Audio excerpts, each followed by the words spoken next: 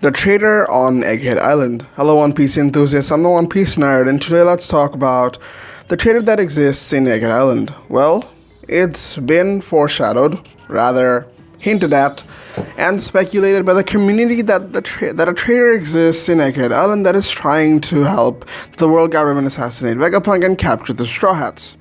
Well, I have some guesses. A lot of things to talk about. Before you move on, make sure to like and subscribe. It helps the channel out a lot. Now that you have, let's begin. Well, the hints have been very clear with the starting of the close of the Frontier Dome, and then the sudden missing appearance of Dr. Vegapunk, the Stella body, and lastly the attack of Pythagoras. She got attacked. Well, who could it be? And well, I've got some guesses. The first guess we did have was Stussy, obviously. Stussy being Stussy, is that she was a government agent who also at a certain time worked for Vegapunk. So, of course, maybe she had some sort of an idea, although that did allow her to not get into the Frontier Dome where the Vegapunks were present. It also didn't, to me at least, I thought, like, the Vegapunks aren't getting out either. If there are backups coming from the world government and the Marines, they have no rush. The CP0 agents were in no rush to do anything at all. But, well, it turned out to be something completely different. And even now, when we know that Stussy is the creation of Vegapunk and she's loyal to Vegapunk, to the point where she would risk her life, although we doubt she has a life, to basically save Vegapunk by attacking Lucci and Kaku, and successfully, pinning them down and everything. She did risk it, and at this point, it's very hard to believe that she's the one that's gonna betray Vegapunk.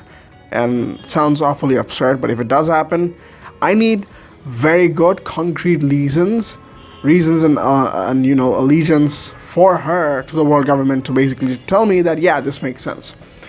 Second guess, being the mysterious person that existed in Egghead Island, although that's not really it. The mysterious person was also Stussy, and then the emergency backup, the help that we had out of nowhere was, of course, Sentomaru. Sentomaru, now when you think about it, like, especially after last chapter, the guesses of him being the traitor makes absolutely no sense, because he's basically taking control of the 50 Mark III, Seraphims or PXs that existed in Egghead Island to serve Dr. Vegapunk. That in and of itself should allow you guys to basically say that no, he's not the traitor, he's definitely not it. And well, yeah, he just said it himself that the world government basically cut off communications with me, which means the world government has considered him a rebel, and so he will act like one. With these confirmations, Sentomaru is definitely out of the way, and I would not like to think that he's the one, because again, it would make absolutely no sense. Among the Vegapunks, I would like to clear this out. We're shortlisted down to all the Vegapunks. You could say Straw Hats, but I am not going to believe you whatsoever, because the Straw Hats don't have control over, the Egghead Island facilities or whatever. Only one who could do this, logically, is any one of the Vegapunks. Aside from Stella, that is. Well, I have three guesses. Three guesses and absolutely one. And three being the more sort of obvious answers that we can shortlist down to, because among the 6 bodies of Vegapunk, aside from the Stella, we didn't get to see much from the other 3 of them. The 3 of them that we do know about, Shaka, Lilith, and Atlas, we've seen the most of them. And when I mean the most of them, I don't mean screen time, I mean screen time as well as character depth and, what they're like, their personality and whatever. These 3 are the most fleshed out characters from the 6 of the Vegapunks, and it's either one of 3. If there's anyone else, well, everyone was wrong, because out of the 3, we have Atlas first, who is the first one out for me, because we haven't seen much of her. We've seen her protect Vegapunk when the CP0s first arrived. She defended it with everything she had. She got harmed pretty bad, and now she's on her way to recovery. It just goes to show that no, if it was her, she would have probably taken better action. When the Frontier Dome was closed, she would have let CP0 do their thing, and if she was a part of the world government, like I said before, there would be no rush to take down Vegapunk or the Straw Hats when they were stuck in the Frontier Dome. And well, after that, I would like to think, and well, she also could have had the opportunity to go back, take back steps to somehow attack Stella Body. She would have a way, I'd like to think, but it doesn't hint at it whatsoever, and that's out of the list. And the most obvious option being Lilith, of course. Lilith, in my opinion, is the most obvious option amongst most people because she is the first Vegapunk body that we got introduced to after the introduction of Egghead Island. She's the first Vegapunk that arrives. She's the one doing all the more nonsensical works among the Vegapunks. She, in my opinion, is basically like Luffy with a brain. Luffy if Luffy was pure evil and wasn't dumb. Like, this is literally Lilith. And, well, yeah, she is evil. She is the evil side of Vegapunk, and she would want to do bad.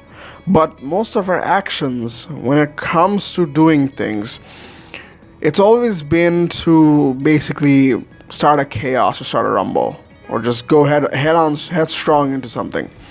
It's never been to I want to do this to take all of us down.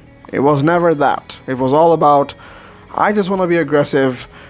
I just want to send you out a challenge. She's also very arrogant. She's the most arrogant I've seen amongst the Vegapunks, and I feel like that's what he's labeling as evil. There are definitely more reasons as to why Lilith was categorized as the evil one, but her actions doesn't really show it, and she's not the kind of person or personality or whatever to take small steps, make strategies, wait until the time is right to strike in order for her to strike. Because she's always striking when there's she's always headstrong. She's not the one to think. Sort of like Luffy. Luffy would never be the one who would come up with a long-term strategy, taking slow steps at a time, and then beating his opponent. Luffy's always, okay, he's the bad guy, I need to take him down, I go head on with the strongest punch I have. That is Lilith. Lilith doesn't seem to be the kind of person who would be doing all of this to basically backfire the Vegapunks.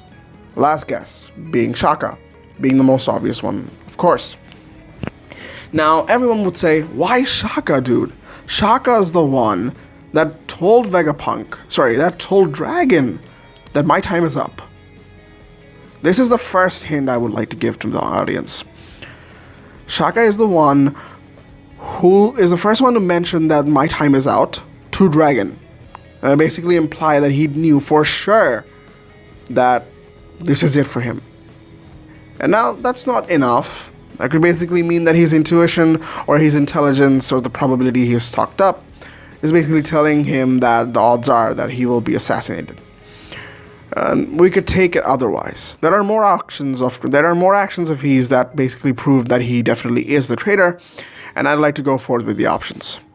The second thing being, he was these Oda specifically gives out hints, which is so very obvious. He tries to divert our attention, and every single time we fail to realize that the least obvious option is the most obvious option.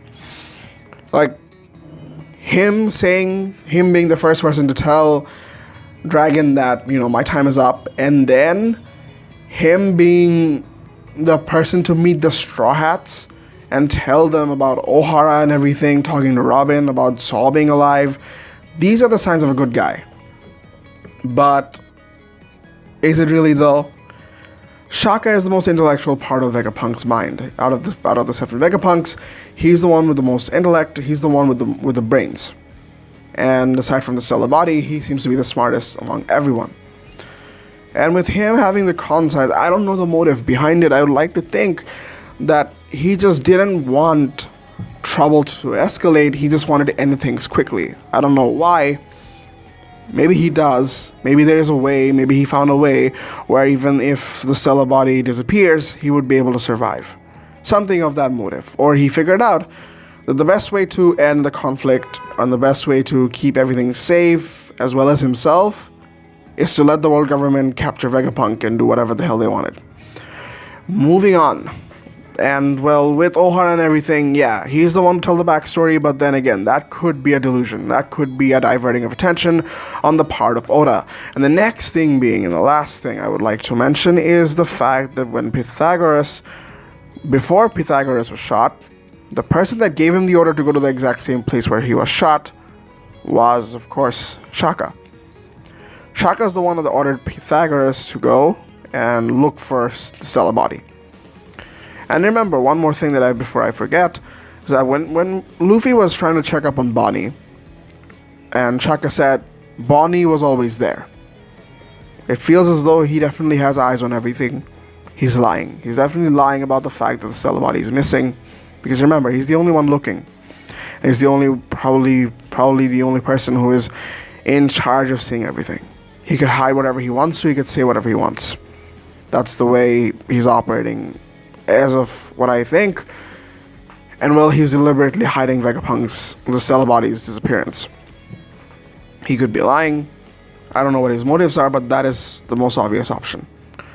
And last but not least, the person to basically put in the dress-ups for the Straw Hats, and remember, Oda's already done this, so you could say it could happen again, is that he made the Straw Hats stuck to the ground with the help of the shoes. And coincidentally, the only person who doesn't have the shoes is Luffy, because whether it be plot or luck, he's the one who's gonna survive and make it through to this one, while the others would be stuck on the ground doing nothing, helpless. I feel like this is the most obvious way it could go. If it's any other Vegapunk, I would be underwhelmed. If it's Shaka, I would be very interested to see his motives. And that is the way I'd like to think. If you guys enjoyed, make sure to like and subscribe. Let me know what you guys think is in the comments below.